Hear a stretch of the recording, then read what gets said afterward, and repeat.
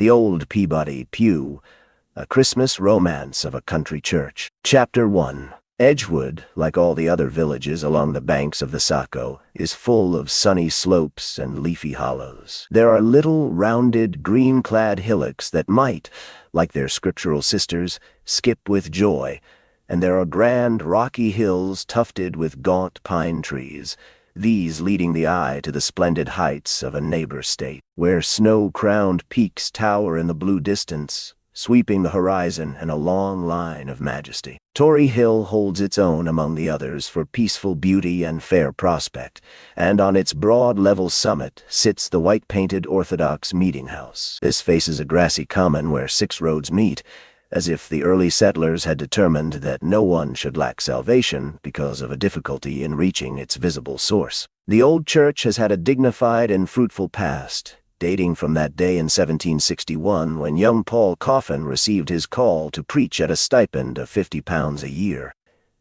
Answering that, never having heard of any uneasiness among the people about his doctrine or manner of life, he declared himself pleased to settle as soon as might be judged convenient. But that was 150 years ago, and much has happened since those simple, strenuous old days. The chastening hand of time has been laid somewhat heavily on the town as well as on the church. Some of her sons have marched to the wars and died on the field of honor. Some, seeking better fortunes, have gone westward.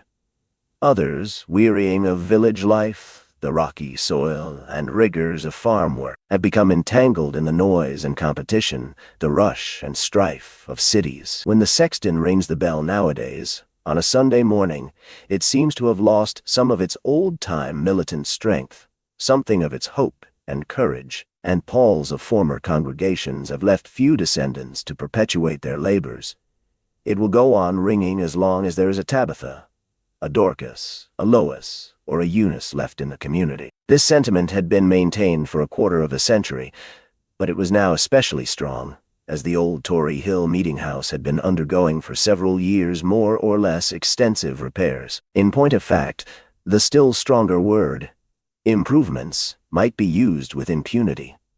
Though whenever the Dorcas Society, being female, and therefore possessed of notions regarding comfort and beauty, suggested any serious changes, the finance committees, which were inevitably male in their composition, generally disapproved of making any impious alterations in a tabernacle, chapel, temple, or any other building used for purposes of worship. The majority in these august bodies asserted that their ancestors had prayed and sung there for a century and a quarter, and what was good enough for their ancestors was entirely suitable for them. Besides, the community was becoming less and less prosperous, and church-going was growing more and more lamentably uncommon, so that even from a business standpoint, any sums expended upon decoration by a poor and struggling parish would be worse than wasted. In the particular year under discussion in this story, the valiant and progressive Mrs. Jeremiah Burbank was the president of the Dorcas Society, and she remarked privately and publicly that if her ancestors liked a smoky church, they had a perfect right to the enjoyment of it, but that she didn't intend to sit through meeting on winter Sundays, with her white ostrich feather turning gray and her eyes smarting and watering, for the rest of her natural life. Whereupon, this being in a business session, she then and there proposed to her already hypnotized constituents ways of earning enough money to build a new chimney on the other side of the church. An awe-stricken community witnessed this beneficent act of vandalism and, finding that no thunderbolts of retribution descended from the skies, greatly relished the change. If 1 or 2 aged persons complained that they could not sleep as sweetly during sermon time in the now clear atmosphere of the church, and that the parson's eye was keener than before, why, that was a mere detail, and could not be avoided. What was the loss of a little sleep compared with the discoloration of Mrs. Jer Burbank's white ostrich feather, and the smarting of Mrs. Jer Burbank's eyes? A new furnace followed the new chimney in due course, and as a sense of comfort grew, there was opportunity to notice the lack of beauty. Twice in 60 years had some well-to-do summer parishioner painted the interior of the church at his own expense. But although the roof had been many times reshingled, It had always persisted in leaking, so that the ceiling and walls were disfigured by unsightly spots and stains and streaks. The question of shingling was tacitly felt to be outside the feminine domain, but as there were 5 women to 1 man in the church membership, the feminine domain was frequently obliged to extend its limits into the hitherto unknown. Matters of tarring and waterproofing were discussed in and out of season, and the very school children imbibed knowledge concerning lapping, overlapping, and cross-lapping, and first and second quality of cedar shingles. Miss Lobelia Brewster, who had a rooted distrust of anything done by mere man, created strife by remarking that she could have stopped the leak in the belfry tower with her red flannel petticoat better than the Milltown man with his new-fangled rubber sheeting, and that the last shingling could have been more thoroughly done by a female infant babe. Whereupon the person criticized retorted that he wished Miss Lobelia Brewster had a few infant babes to put on the job. He'd like to see him try. Meantime, several male members of the congregation, who at one time or another had sat on the roof during the hottest of the dog days to see that shingling operations were conscientiously and skillfully performed, were very pessimistic as to any satisfactory result ever being achieved. The angle of the roof, what they call the pitch, they say that that's always been wrong, announced the secretary of the Dorcas in a business session. Is it that kind of pitch that the Bible says you can't touch without being defiled? If not, I vote that we unshingle the roof and alter the pitch. This proposal came from a sister named Maria Sharp, who had valiantly offered the year before to move the smoky chimney with her own hands, if the menfolks wouldn't. But though the incendiary suggestion of altering the pitch was received with applause at the moment, subsequent study of the situation proved that such a proceeding was entirely beyond the modest means of the society. Then there arose an ingenious and militant carpenter in a neighboring village, who asserted that he would shingle the meeting-house roof for such and such a sum, and agree to drink every drop of water that would leak in afterward. This was felt by all parties to be a promise attended by extraordinary risks, but it was accepted nevertheless, Miss Lobelia Brewster remarking that the rash carpenter, being already married, could not marry a Dorcas anyway. And even if he died, he was not a resident of Edgewood, and therefore could be more easily spared, and that it would be rather exciting, just for a change, to see a man drink himself to death with rainwater. The expected tragedy never occurred, however, and the inspired shingler fulfilled his promise to the letter, so that before many months the Dorcas Society proceeded, with incredible exertion, to earn more money, and the interior of the church was neatly painted and made as fresh as a rose, with no smoke, no rain, no snow nor melting ice to defile it. The good old landmark that had been pointing its finger heavenward for over a century would now be clean and fragrant for years to come, and the weary sisters leaned back in their respective rocking chairs and drew deep breaths of satisfaction. These breaths continued to be drawn throughout an unusually arduous haying season, until, in fact, a visitor from a neighboring city was heard to remark that the Tory Hill Meeting House would be one of the best preserved and pleasantest churches in the whole state of Maine, if only it were suitably carpeted. This thought had secretly occurred to many a Dorcas in her hours of pie-making, preserving, or cradle-rocking, but had been promptly extinguished as flagrantly extravagant and altogether impossible. Now that it had been openly mentioned, the contagion of the idea spread, and in a month every sort of honest machinery for the increase of funds had been set in motion. Harvest suppers, pie sociables, old folks' concerts, apron sales, and, as a last resort, a subscription paper, for the church floor measured hundreds of square yards, and the carpet committee announced that a good ingrain could not be purchased, even with the church discount, for less than 97 cents a yard. The Dorcases took out their pencils, and when they multiplied the surface of the floor by the price of the carpet per yard, each Dorcas attaining a result entirely different from all the others, there was a shriek of dismay, especially from the secretary, who had included in her mathematical operation certain figures in her possession, representing the cubical contents of the church and the offending pitch of the roof, thereby obtaining a product that would have dismayed a Croesus. Time sped, and efforts increased, but the Dorcases were at length obliged to clip the wings of their desire and content themselves with carpeting the pulpit and pulpit steps, the choir, and the 2 aisles, leaving the floor and the pews until some future year. How the women cut and contrived and matched that hardly bought red ingrain carpet in the short December afternoons that ensued after its purchase, so that, having failed to be ready for Thanksgiving, it could be finished for the Christmas festivities. They were sewing in the church, and as the last stitches were being taken, Maria Sharp suddenly ejaculated in her impulsive fashion, "Wouldn't it have been just perfect if we could have had the pews repainted before we laid the new carpet?"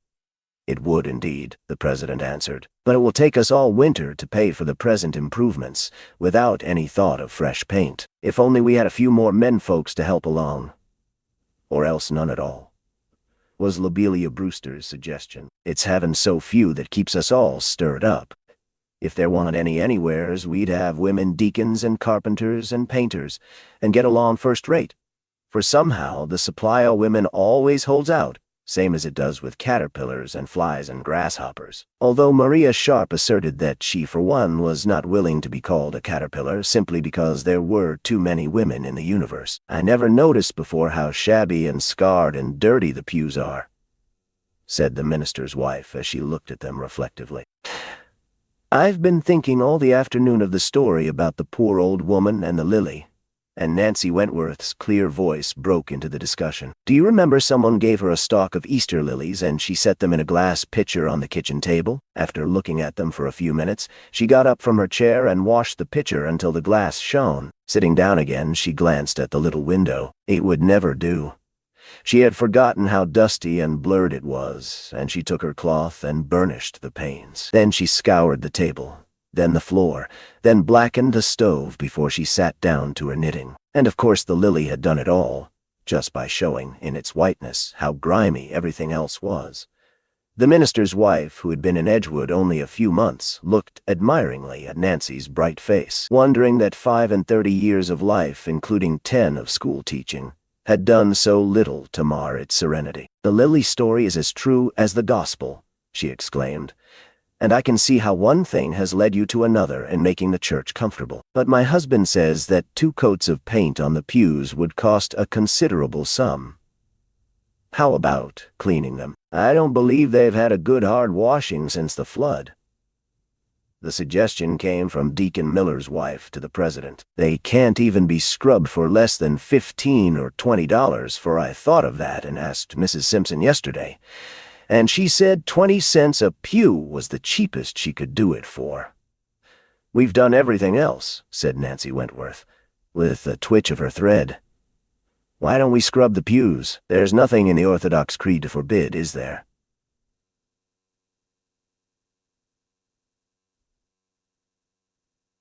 Speaking o' creeds, and here old Mrs. Sargent paused in her work, "Elder Ransom from Acreville stopped with us last night, and he tells me they recite the Euthanasian Creed every few Sundays in the Episcopal Church. I didn't want him to know how ignorant I was, but I looked up the word in the dictionary. It means easy death, and I can't see any sense in that, though it's a terrible long creed, the elder says.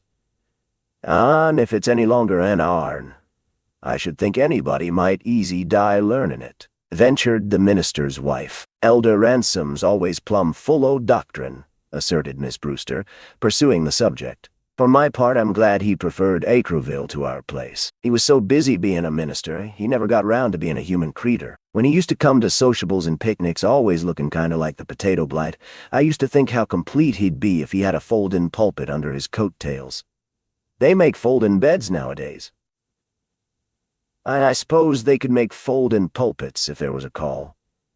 "Land sakes, I hope there won't be," exclaimed Mrs. Sargent. "And the elder never said much of anything either, though he was always preachin'." "Now your husband, Miss Baxter, always has plenty to say after you think he's all through. There's water in his well when the others is all dry." "But how about the pews?" interrupted Mrs. Burbank. "I think Nancy's idea is splendid, and I want to see it carried out. We might make it a picnic, bring our luncheons, and work all together. Let every woman in the congregation come and scrub her own pew. Some are too old, others live at too great a distance." And the minister's wife sighed a little. Indeed, indeed. Most of those who once owned the pews or sat in them seem to be dead, or gone away to live in busier places. I've no patience with gallivanting over the earth. And here Lobelia rose and shook the carpet threads from her lap. I shouldn't want to live in a livelier place than Edgewood. Seems, though. We wash and hang out Mondays, iron Tuesdays, cook Wednesdays, clean house and mend Thursdays and Fridays, bake Saturdays, and go to meetin' Sundays. I don't hardly see how they can do any more, and that in Chicago.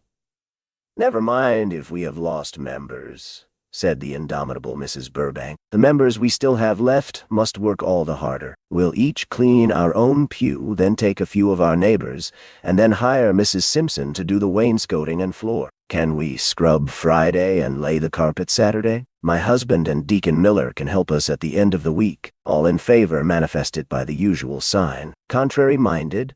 It is a vote. There never were any contrary-minded when Mrs. J. Burbank was in the chair. Public sentiment in Edgewood was swayed by the Dorcas Society, but Mrs. Burbank swayed the Dorcases themselves as the wind sways the wheat. Chapter 2. The old meeting house wore an animated aspect when the eventful Friday came. A cold, brilliant, sparkling December day, with good slang and with energy in every breath that swept over the dazzling snowfields. The sexton had built a fire in the furnace on the way to his morning work, a fire so economically contrived that it would last exactly the 4 or 5 necessary hours, and not a second more. At 11 o'clock all the pillars of the society had assembled, having finished their own household work, and laid out on their respective kitchen tables comfortable luncheons for the men of the family, if they were fortunate enough to number any among their luxuries. Water was heated upon oil stoves set about here and there, and there was a brave array of scrubbing brushes, cloths, soap, and even sand and soda. For it had been decided and manifested by the usual sign and no contrary-minded, and it was a vote that the dirt was to come off, whether the paint came with it or not. Each of the 15 women present selected a block of seats, preferably one in which her own was situated, and all fell busily to work. There is nobody here to clean the right-wing pews, said Nancy Wentworth, so I will take those for my share. You're not making a very wise choice, Nancy, and the minister's wife smiled as she spoke. The infant class of the Sunday school sits there, you know, and I expect the paint has had extra wear and tear. Families don't seem to occupy those pews regularly nowadays. I can remember when every seat in the whole church was filled, wings and all, mused Mrs. Sargent, wringing out her washcloth in a reminiscent mood. The one in front o' you, Nancy, was always called the Deef Pew in the old times, and all the folks that was hard o' hearing used to congregate there.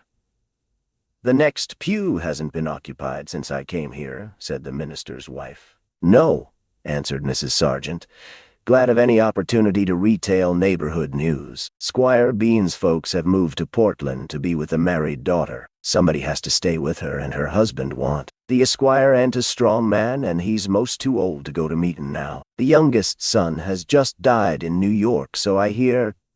What ailed him? Inquired Maria Sharp. I guess he was completely wore out taking care of his health, returned Mrs. Sargent. He had a splendid constitution from a boy, but he was always afraid it wouldn't last him. The seat back o' Squire Bean's is the Old Peabody Pew. Ain't that the Peabody Pew you're scrubbin', Nancy? I believe so, Nancy answered, never pausing in her labors. It's so long since anybody sat there it's hard to remember. It is the Peabodys, I know it, because the aisle runs right up facin' it. I can see old Deacon Peabody settin' in this end same as if 'twas yesterday. He had died before Jer and I came back here to live, said Mrs. Burbank. The first I remember, Justin Peabody sat in the end seat. The sister that died next, and in the corner against the wall, Mrs. Peabody with a crepe shawl and a palm leaf fan. They were a handsome family. You used to sit with them sometimes, Nancy. Esther was great friends with you. Yes, she was, Nancy replied, lifting the tattered cushion from its place and brushing it. And I with her. What is the use of scrubbing and carpeting? when there are only 20 pew cushions and 6 hassocks in the whole church, and most of them ragged? How can I ever mend this? I shouldn't trouble myself to darn other people's cushions. This unchristian sentiment came in Mrs. Miller's ringing tones from the rear of the church. I don't know why, argued Maria Sharp. I'm going to mend my Aunt Oxa's cushion, and we haven't spoken for years. But hers is the next pew to mine, and I'm going to have my part of the church look decent, even if she is too stingy to do her share. Besides, there aren't any Peabodys left to do their own darning, and Nancy was friends with Esther. Yes, it's nothing more than right, Nancy replied, with a note of relief in her voice, considering Esther, though he don't belong to the scrubbin' sex. There is one Peabody alive, as you know, if you stop to think, Maria. For Justin's alive and livin' out west somewheres. At least, he's as much alive as ever he was. He was as good as dead when he was 21, but his mother was always too soft-hearted to bury him.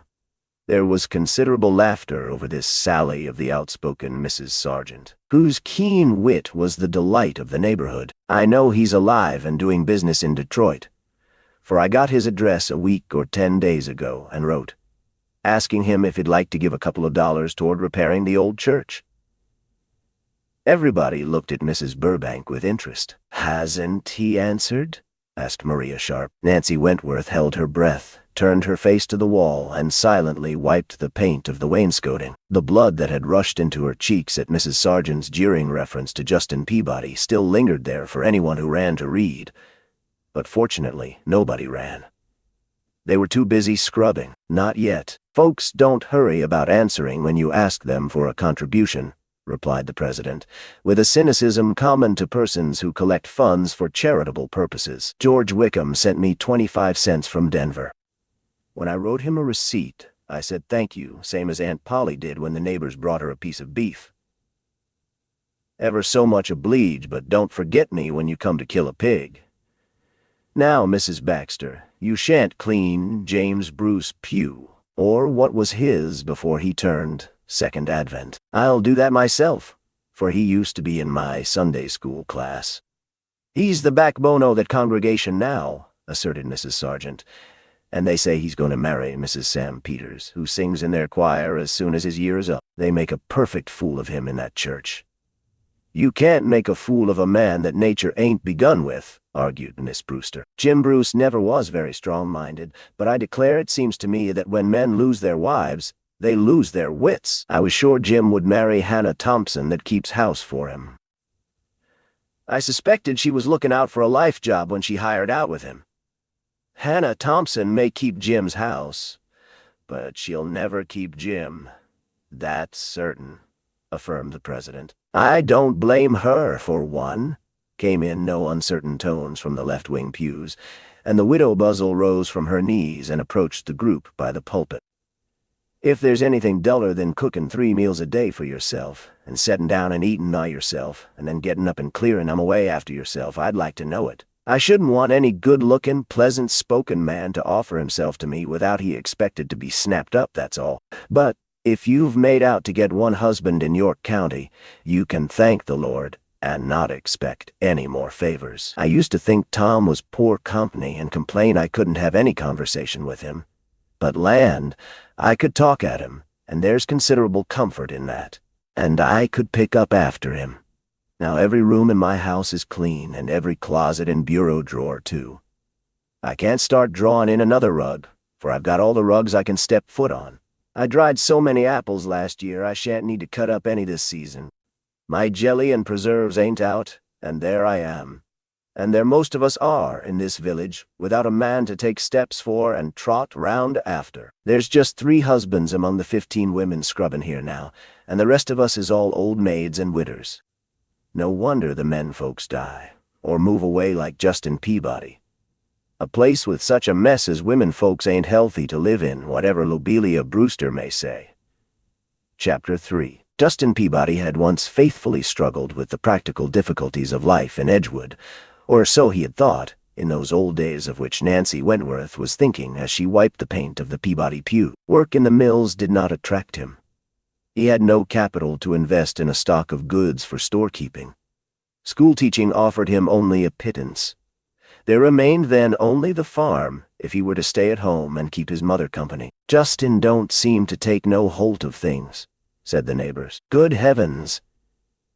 It seemed to him that there were no things to take hold of. That was his first thought. Later he grew to think that the trouble all lay in himself, and both thoughts bred weakness. The farm had somehow supported the family in the old deacon's time, but Justin seemed unable to coax a competence from the soil. He could and did rise early and work late, till the earth sow crops. But he could not make the rain fall, nor the sun shine at the times he needed them. And the elements, however much they might seem to favor his neighbors, seldom smiled on his enterprises.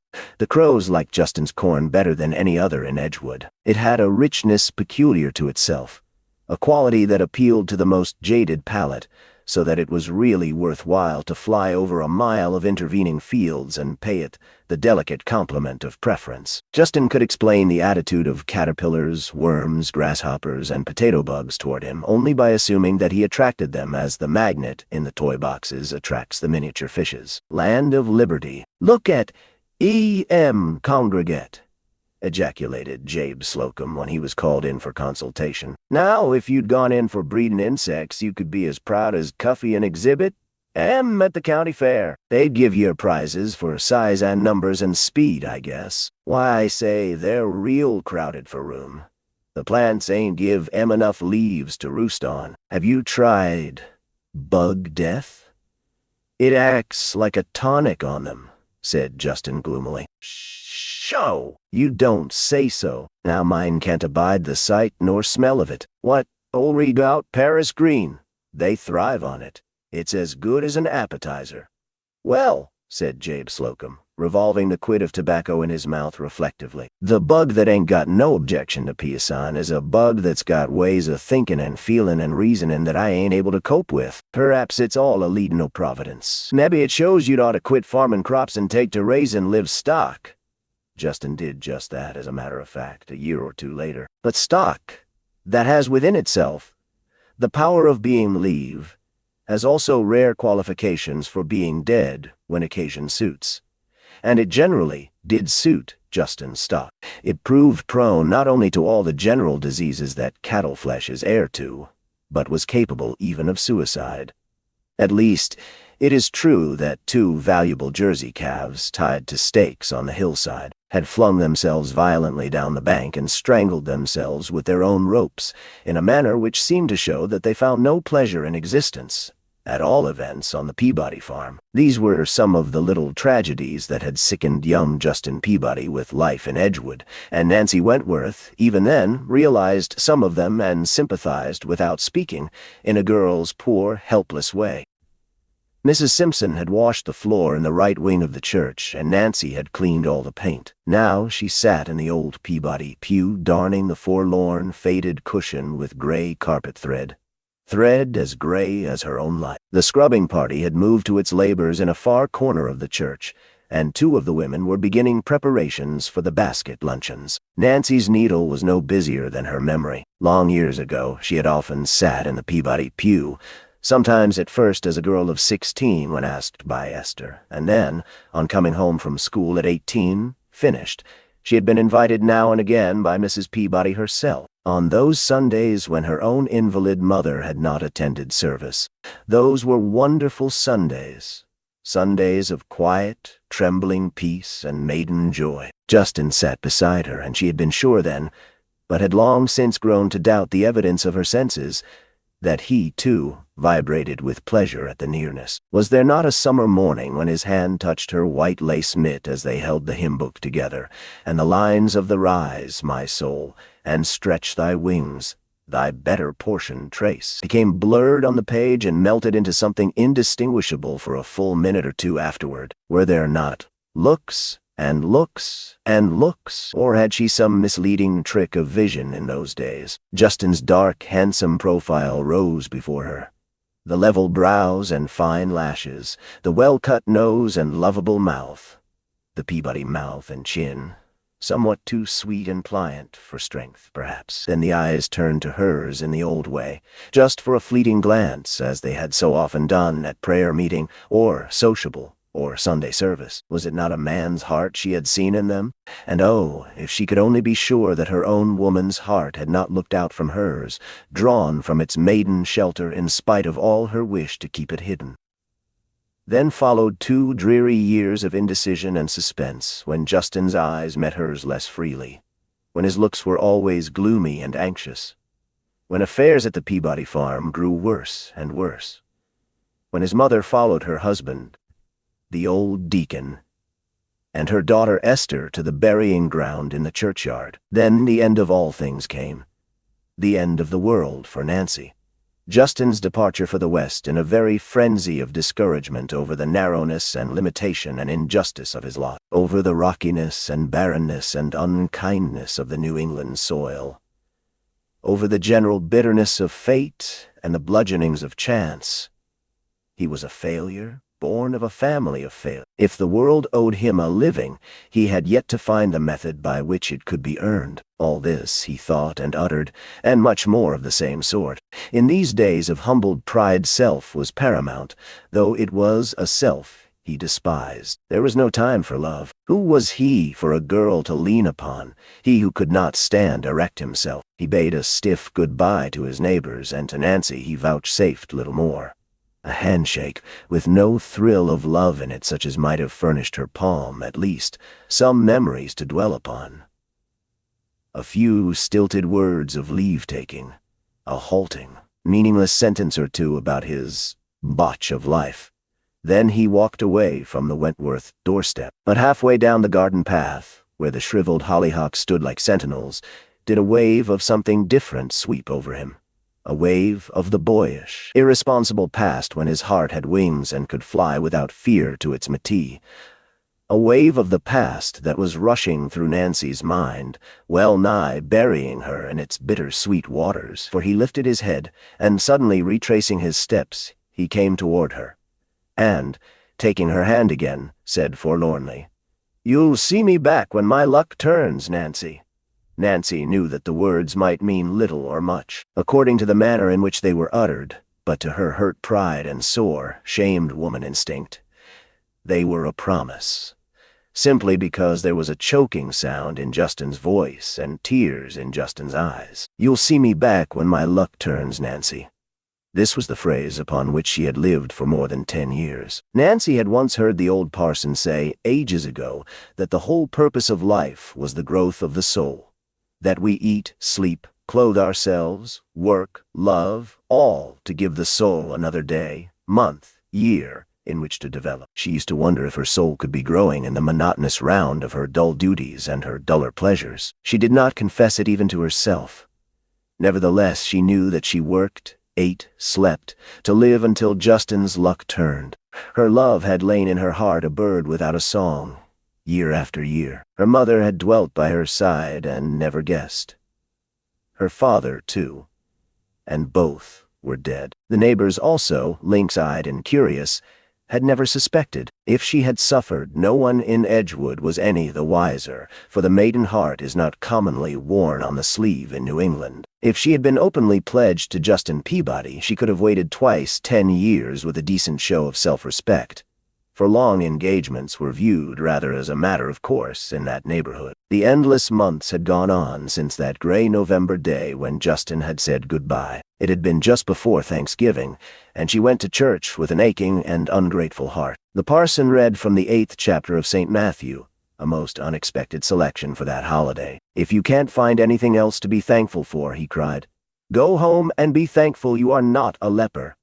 Nancy took the drastic counsel away from the church with her, and it was many a year before she could manage to add to this slender store anything to increase her gratitude for mercies given, though all the time she was outwardly busy, cheerful, and helpful. Justin had once come back to Edgewood, and it was the bitterest drop in her cup of bitterness that she was spending that winter in Berwick, where, so the neighbors told him, she was a great favorite in society, and was receiving much attention from gentlemen. so that she had never heard of his visit until the spring had come again. Parted friends did not keep up with one another's affairs by means of epistolary communication in those days. In Edgewood, it was not the custom. Spoken words were difficult enough to Justin Peabody, and written words were quite impossible, especially if they were to be used to define his half-conscious desires and his fluctuations of will, or to recount his disappointments and discouragements and mistakes. Chapter 4. It was Saturday afternoon, the 24th of December, and the weary sisters of the Dorcas band rose from their bruised knees and removed their little stores of carpet tacks from their mouths. This was a feminine custom of long standing, and as no village dressmaker had ever died of pins in the digestive organs, so were no symptoms of carpet tacks ever discovered in any Dorcas, living or dead. Men wondered at the habit and reviled it, but stood confounded in the presence of its indubitable harmlessness. The red ingrain carpet was indeed very warm, beautiful, and comforting to the eye, and the sisters were suitably grateful to Providence, and devoutly thankful to themselves, that they had been enabled to buy, sew, and lay so many yards of it. But as they stood looking at their completed task, it was cruelly true that there was much left to do. The aisles had been painted dark brown on each side of the red strips leading from the doors to the pulpit, but the rest of the church floor was, thing of shreds and patches. Each member of the carpet committee had paid, as a matter of pride, however ill she could afford it, $3.67 for sufficient carpet to lay in her own pew. But these brilliant spots of conscientious effort only made the stretches of bare, unpainted floor more evident, and that was not all. Traces of former spasmodic and individual efforts desecrated the present ideals. The doctor's pew had a pink and blue Brussels on it. The lawyers striped stair carpeting.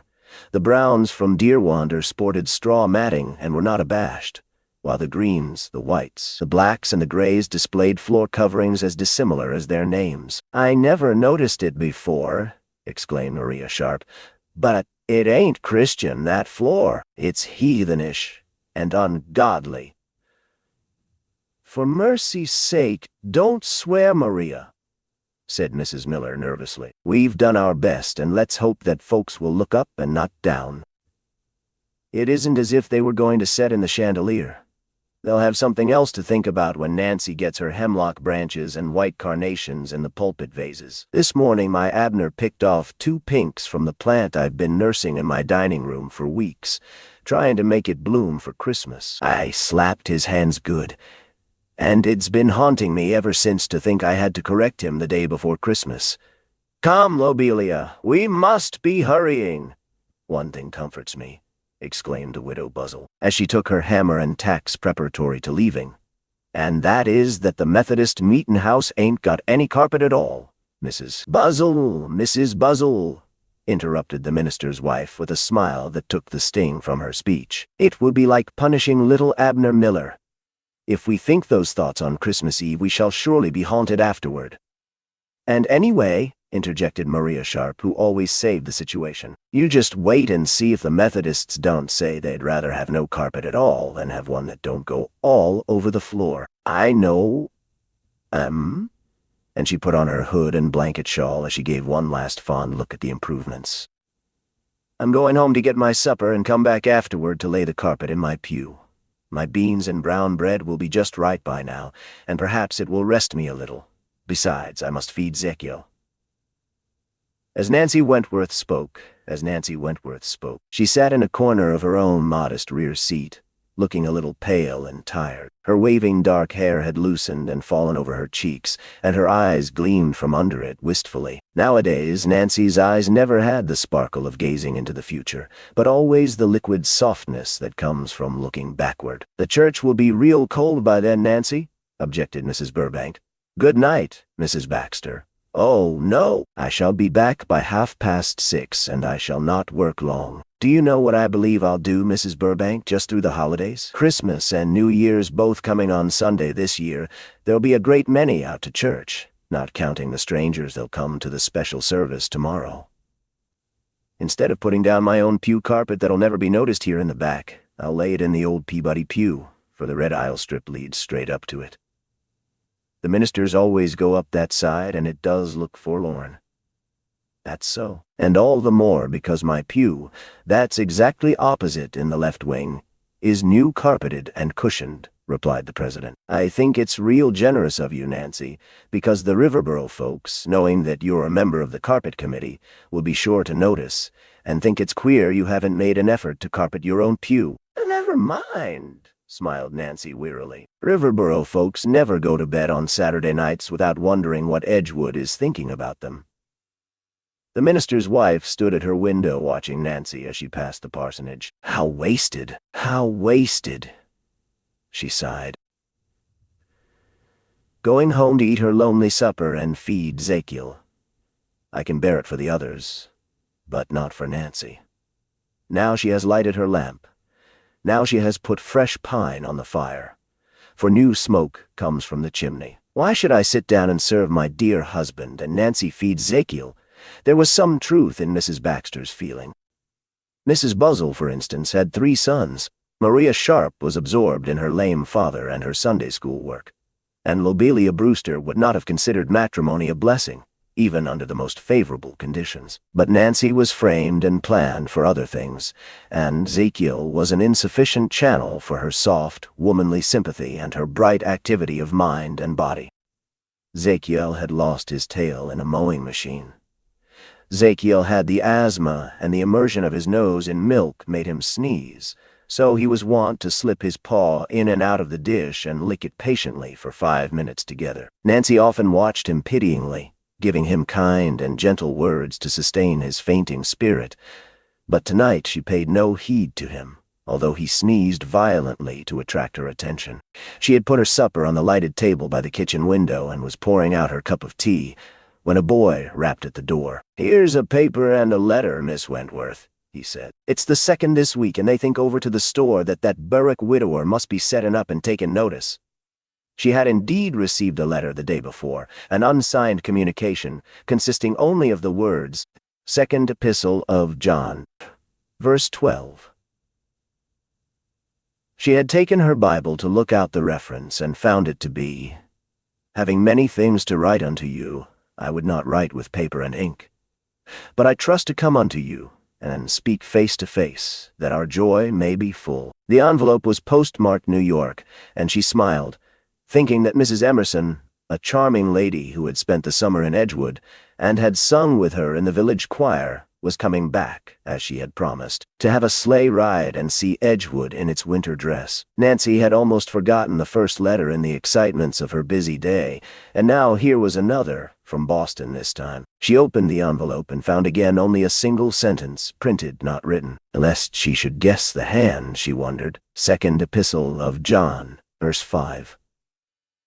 "And now I beseech thee, lady, not as though I wrote a new commandment unto thee, but that which we had from the beginning, that we love one another." Was it Mrs. Emerson? Could it be anyone else? Was it? No. It might have been, years ago, but not now.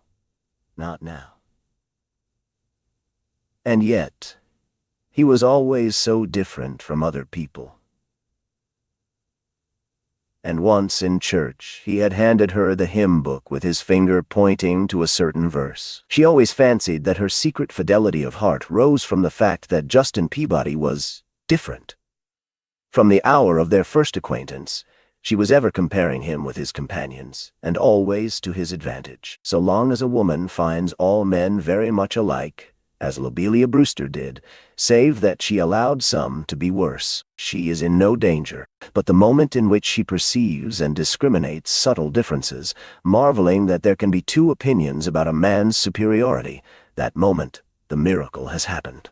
"And now I beseech thee, lady, not as though I wrote a new commandment unto thee, but that which we had from the beginning, that we love one another."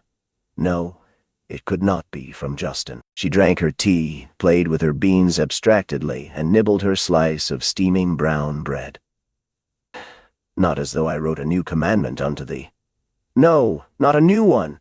12, 15 years old, that commandment, that we love one another.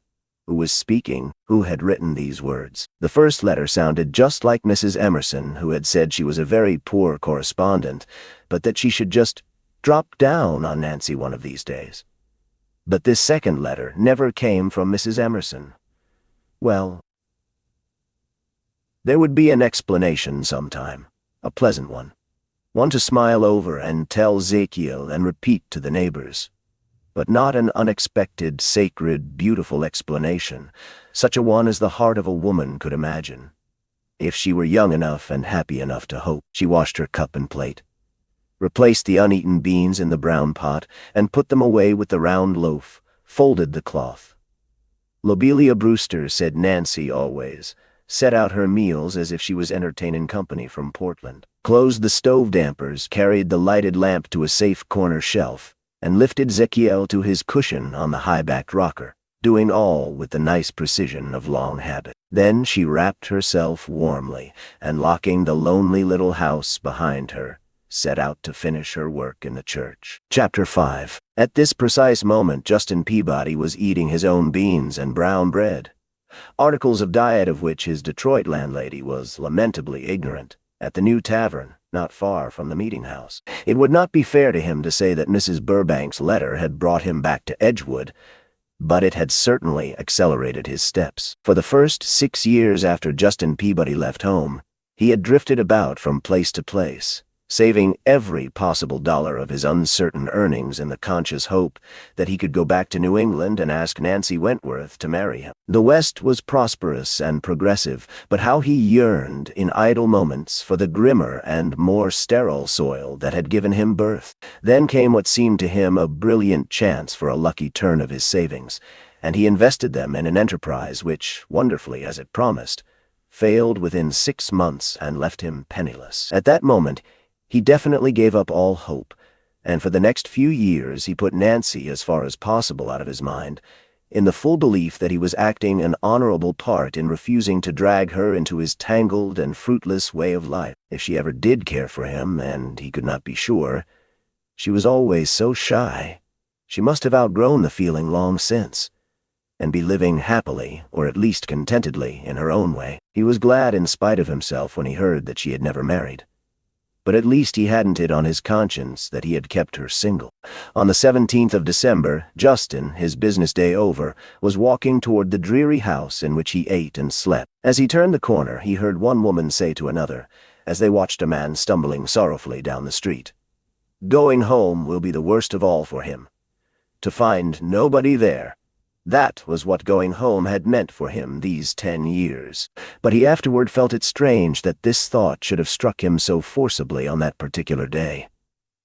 Entering the boarding house, he found Mrs. Burbank's letter with its Edgewood postmark on the hall table, and took it up to his room. He kindled a little fire in the airtight stove, watching the flame creep from shavings to kindlings, from kindlings to small pine, and from small pine to the round hardwood sticks.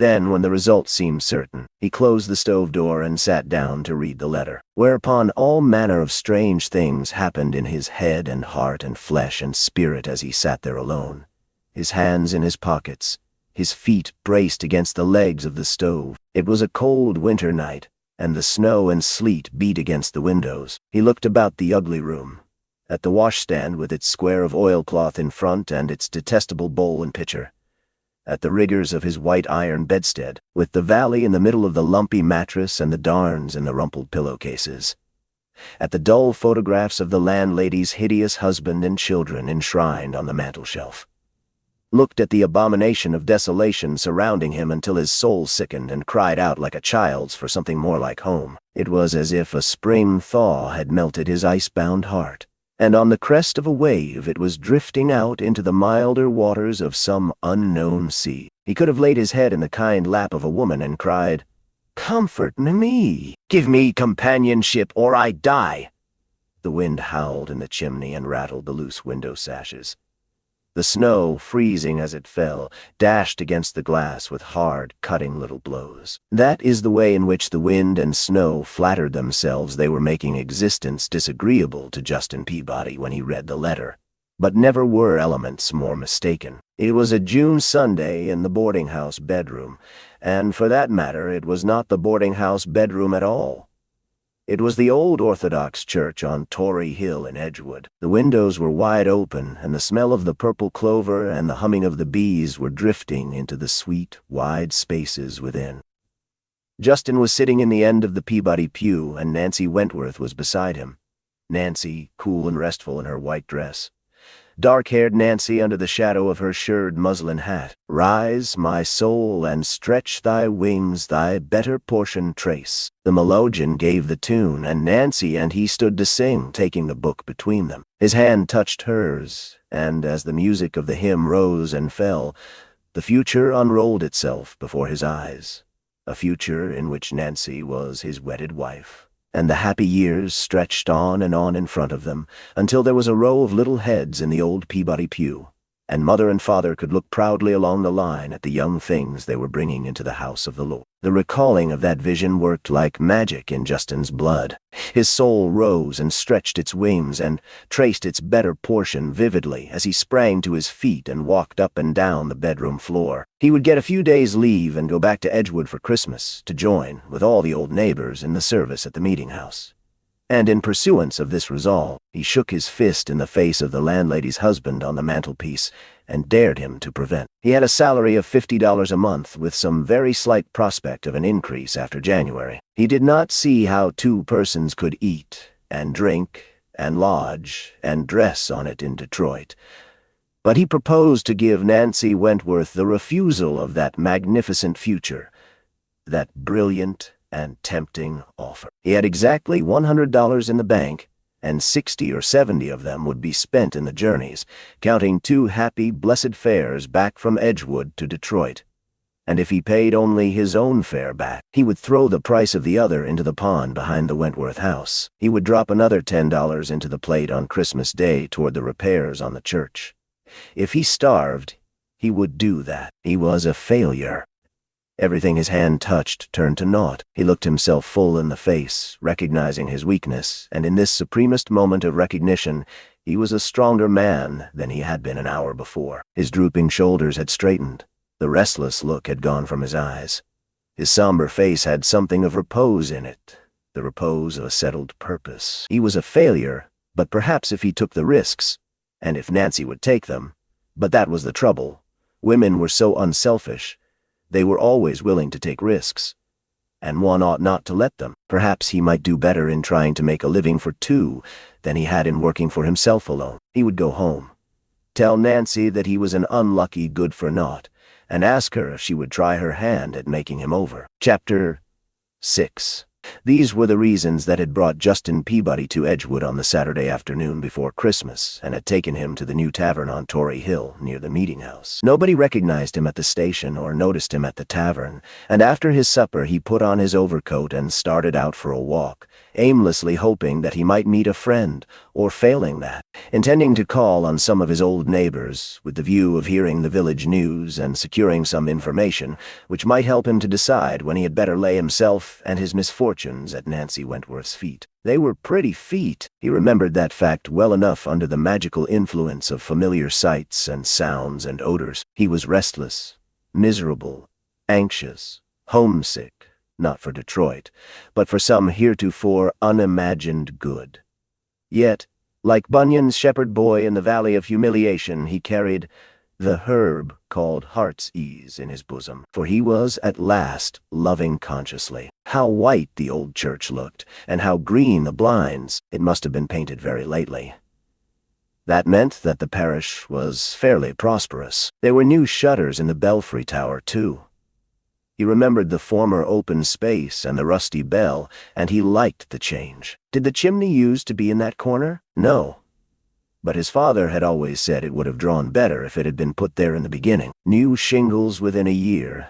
That was evident to a practiced eye. He wondered if anything had been done to the inside of the building, but he must wait until the morrow to see, for of course the doors would be locked. No. The one at the right side was ajar. He opened it softly and stepped into the tiny square entry that he recalled so well. The one through which the Sunday school children ran out to the steps from their catechism, apparently enjoying the sunshine after a spell of orthodoxy. The little entry where the village girls congregated while waiting for the last bell to ring. They made a soft blur of pink and blue and buff, a little flutter of curls and braids and fans and sunshades in his mind's eye as he closed the outer door behind him and gently opened the inner one. The church was flooded with moonlight and snowlight, and there was one lamp burning at the back of the pulpit. A candle, too, on the pulpit steps. There was the tip-tap-tip of a tack hammer going on in a distant corner. Was somebody hanging Christmas garlands? The new red carpet attracted his notice, and as he grew accustomed to the dim light, it carried his eye along the aisle he had trod so many years of Sundays, to the old familiar pew. The sound of the hammer ceased, and a woman rose from her knees. A stranger was doing for the family honor what he ought himself to have done. The woman turned to shake her skirt, and it was Nancy Wentworth. He might have known it. Women were always faithful. They always remembered old landmarks, old days, old friends, old duties. His father and mother and Esther were all gone. Who but dear Nancy would have made the Old Peabody Pew right and tidy for the Christmas festival? Bless her kind, womanly heart. She looked just the same to him as when he last saw her. Mercifully, he seemed to have held in remembrance all these years not so much her youthful bloom as her general qualities of mind and heart, her cheeriness, her spirit, her unflagging zeal, her bright womanliness. Her gray dress was turned up in front over a crimson moreen petticoat. She had on a cozy jacket, a fur turban of some sort with a redbreast in it, and her cheeks were flushed from exertion. Sweet records and promises as sweet had always met in Nancy's face, and either he had forgotten how pretty she was, or else she had absolutely grown prettier during his absence. Nancy would have chosen the supreme moment of meeting very differently, but she might well have chosen worse. She unpinned her skirt and brushed the threads off, smoothed the pew cushions carefully, and took a last stitch in the ragged hassock. She then lifted the Bible and the hymn book from the rack, and putting down a bit of flannel on the pulpit steps, took a flatteron from an oil stove, and opening the ancient books, pressed out the well-thumbed leaves one by one with infinite care. After replacing the volumes in their accustomed place, she first extinguished the flame of her stove, which she tucked out of sight, and then blew out the lamp and the candle. The church was still light enough for objects to be seen in a shadowy way, like the objects in a dream, and Justin did not realize that he was a man in the flesh looking at a woman.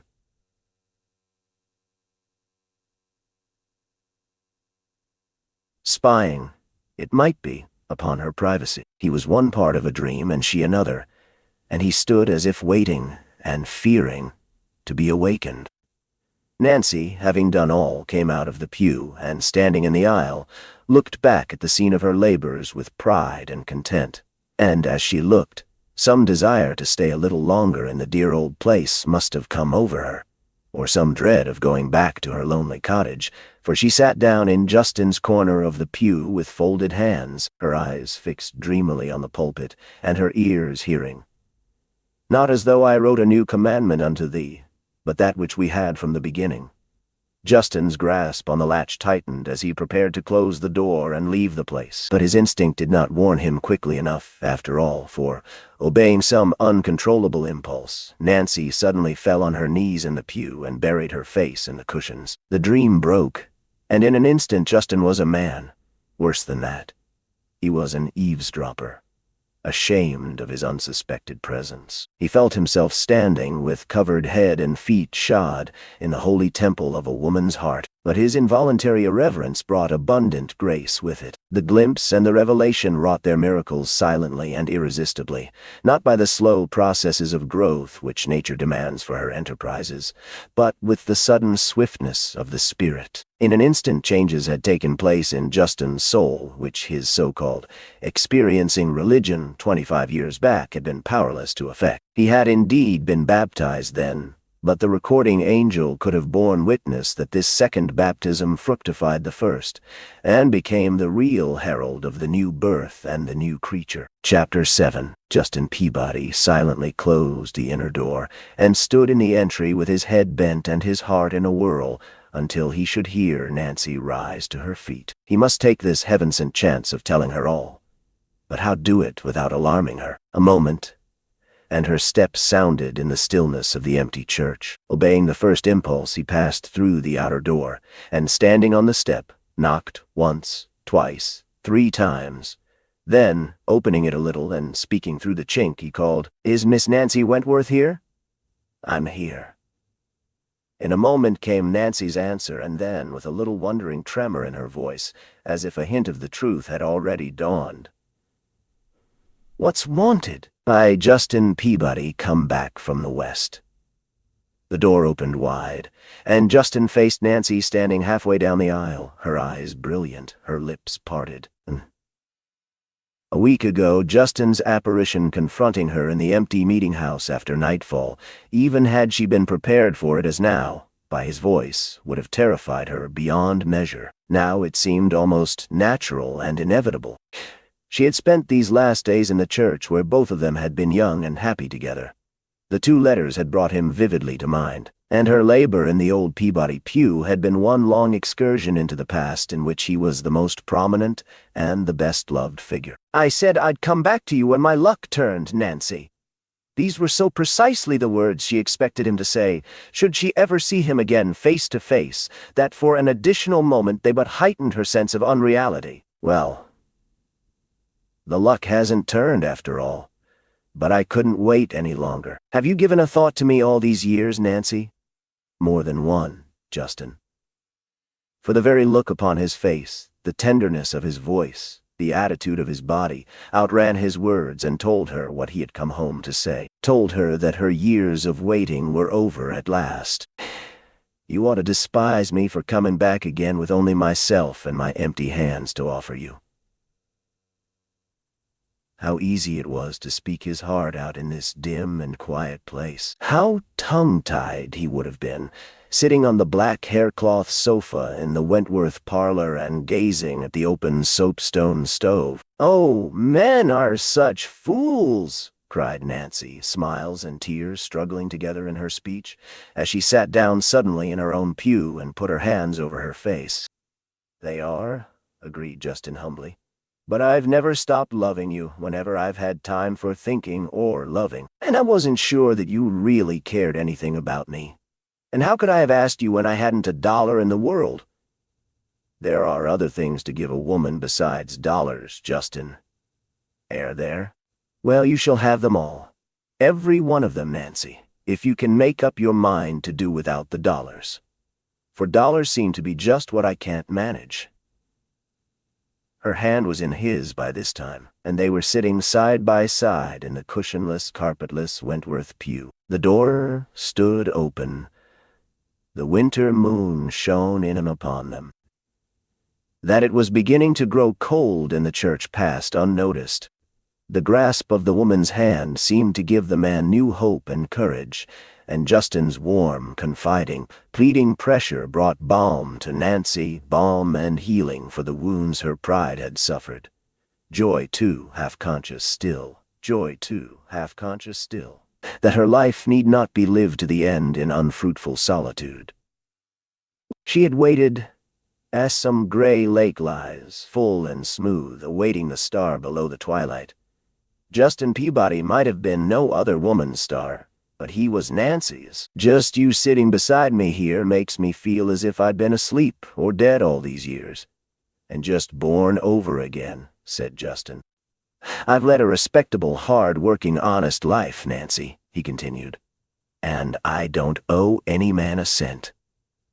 The trouble is that no man owes me one. I've got enough money to pay 2 fares back to Detroit on Monday, although I was terribly afraid you wouldn't let me do it. It'll need a good deal of thinking and planning, Nancy, for we shall be very poor.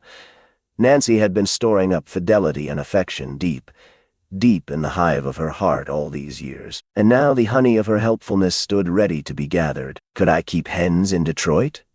She asked. I can always make them pay. Hens? In 3 rooms, Nancy? Her face fell. And no yard? No yard. A moment's pause, and then the smile came. Oh, well, I've had yards and hens for 35 years. Doing without them will be a change. I can take in sewing. No, you can't, Nancy. I need your backbone and wits and pluck and ingenuity. But if I can't ask you to sit with your hands folded for the rest of your life, as I'd like to, you shan't use them for other people. You're marrying me to make a man of me, but I'm not marrying you to make you a drudge." His voice rang clear and true in the silence, and Nancy's heart vibrated at the sound. "Oh, Justin, Justin," she whispered. "There's something wrong somewhere, but we'll find it out together, you and I, and make it right. You're not like a failure. You don't even look poor, Justin. There isn't a man in Edgewood to compare with you, or I should be washing his dishes and darning his stockings this minute. And I am not a pauper. There'll be the rent of my little house and a carload of my furniture, so you can put the three-room idea out of your mind, and your firm will offer you a larger salary when you tell them you have a wife to take care of." "Oh, I see it all, and it is as easy and bright and happy as can be." Justin put his arm around her and drew her close, with such a throb of gratitude for her belief and trust that it moved him almost to tears. There was a long pause. Then he said, "Now I shall call for you tomorrow morning after the last bell has stopped ringing, and we will walk up the aisle together and sit in the Old Peabody Pew. We shall be a 9 days' wonder anyway, but this will be equal to an announcement, especially if you take my arm. We don't either of us like to be stared at, but this will show without a word what we think of each other and what we've promised to be to each other. And it's the only thing that will make me feel sure of you and settled in my mind after all these mistaken years. Have you got the courage, Nancy?" "I shouldn't wonder. I guess if I've had courage enough to wait for you, I've got courage enough to walk up the aisle with you and marry you besides," said Nancy. "Now it is too late for us to stay here any longer, and you must see me only as far as my gate, for perhaps you haven't forgotten yet how interested the Brewsters are in their neighbors." They stood at the little Wentworth gate for a moment, hand close clasped in hand. The night was clear. The air was cold and sparkling, but with nothing of bitterness in it. The sky was steely blue, and the evening star glowed and burned like a tiny sun. Nancy remembered the shepherd's song she had taught the Sunday school children, and repeated softly, "For I my sheep was watching beneath the silent skies, when sudden, far to eastward, I saw a star arise. Then all the peaceful heavens with sweetest music rang, and glory, glory, glory, the happy angels sang. So I this night am joyful, though I can scarce tell why. It seemeth me that glory hath met us very nigh. And we, though poor and humble, have part in heavenly plan. For born tonight the Prince of Peace shall rule the heart of man." Justin's heart melted within him like wax to the woman's vision and the woman's touch. "Oh, Nancy, Nancy," he whispered. "If I had brought my bad luck to you long, long ago, would you have taken me then? And have I lost years of such happiness as this?" "There are some things it is not best for a man to be certain about," said Nancy, with a wise smile and a last good night. Chapter 8. Ring out. Sweet bells, o'er woods and dells, your lovely strains repeat, while happy throngs with joyous songs each accent gladly greet. Christmas morning in the old Tory Hill meeting house was felt by all of the persons who were present in that particular year to be a most exciting and memorable occasion. The old sexton quite outdid himself, for although he had rung the bell for more than 30 years, he had never felt greater pride or joy in his task. Was not his son John home for Christmas, and John's wife and a grandchild newly named Nathaniel for himself? Were there not spareribs and turkeys and cranberries and mince pies on the pantry shelves, and barrels of Rosie Baldwins in the cellar, and bottles of Mother's Root beer just waiting to give a holiday pop? The bell itself forgot its age and the suspicion of a crack that dulled its voice on a damp day, and, inspired by the bright, frosty air, the sexton's inspiring pull and the Christmas spirit, gave out nothing but joyous tones. Ding-dong! Ding-dong! It fired the ambitions of star scholars about to recite hymns and sing solos. It thrilled little girls expecting dolls before night. It excited beyond bearing dozens of little boys being buttoned into refractory overcoats. Ding-dong! Ding-dong! Mothers' fingers trembled when they heard it, and mothers' voices cried, If that is the second bell, the children will never be ready in time. Where are the overshoes? Where are the mittens? Hurry, Jack. Hurry, Jenny. Ding dong. Ding dong. Where's Sal's muff? Where's Father's fur cap? Is the sleigh at the door? Are the hot soapstones in? Have all of you your money for the contribution box? Ding dong. Ding dong. It was a blithe bell. A sweet, true bell. A holy bell. And to Justin pacing his tavern room, as to Nancy trembling in her maiden chamber, it rang a Christmas message. Awake, glad heart, arise and sing. It is the birthday of thy King. The congregation filled every seat in the old meeting-house. As Maria Sharp had prophesied, there was one ill-natured spinster from a rival village who declared that the church floor looked like Joseph's coat laid out smooth. But in the general chorus of admiration, approval, and goodwill, this envious speech, though repeated from mouth to mouth, left no sting. Another item of interest long recalled was the fact that on that August and unapproachable day the pulpit vases stood erect and empty, though Nancy Wentworth had filled them every Sunday since anyone could remember. This instance, though felt at the time to be of mysterious significance if the cause were ever revealed, paled into nothingness when, after the ringing of the last bell, Nancy Wentworth walked up the aisle on Justin Peabody's arm, and they took their seats side by side in the old family pew, and considerable close, too, though there was plenty o' room. And no one that I ever heard of so much as suspicioned that they had ever kept company. And do you suppose she knew Justin was expected back when she scrubbed his pew a Friday? Pulpit vases, lay of the doxology, and the three other voices carried it to the end without any treble. Also, among those present, there were some who could not remember afterward the precise petitions wafted upward in the opening prayer.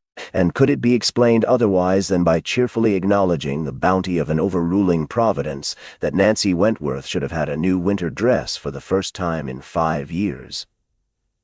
A winter dress of dark brown cloth to match her beeve. A muff and victorina? The existence of this toilette had been known and discussed in Edgewood for a month past, and it was thought to be nothing more than a proper token of respect from a member of the carpet committee to the general magnificence of the church on the occasion of its reopening after repairs.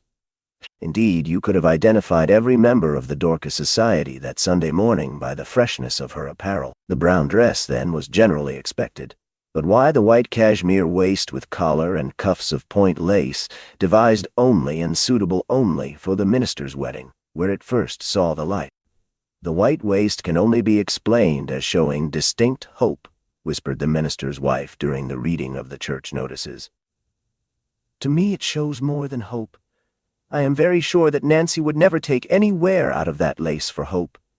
It means certainty, answered Maria, who was always strong in the prophetic line. By sermon time, Justin's identity had dawned upon most of the congregation. A stranger to all but one or two at first, his presence in the Peabody pew brought his face and figure back, little by little, to the minds of the old parishioners. When the contribution plate was passed, the sexton always began at the right-wing pews, as all the sextons before him had done for 100 years. Every eye in the church was already turned upon Justin and Nancy, and it was with almost a gasp that those in the vicinity saw a $10 bill fall in the plate. The sexton reeled, or, if that is too intemperate a word for a pillar of the church, the good man tottered, but caught hold of the pew rail with one hand, and, putting the thumb of his other over the bill, proceeded quickly to the next pew, lest the stranger should think better of his gift or demand change, as had occasionally been done in the olden time.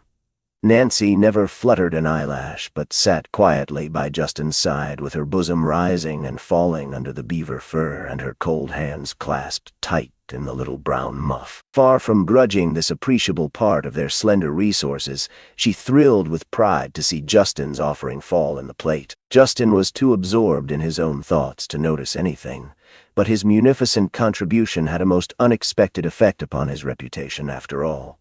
For on that day, and on many another later one, when his sudden marriage and departure with Nancy Wentworth were under discussion, the neighbors said to one another, "Justin must be making money fast out west." He put $10 in the contribution plate a Sunday, and paid the minister 10 more next day for marrying him to Nancy.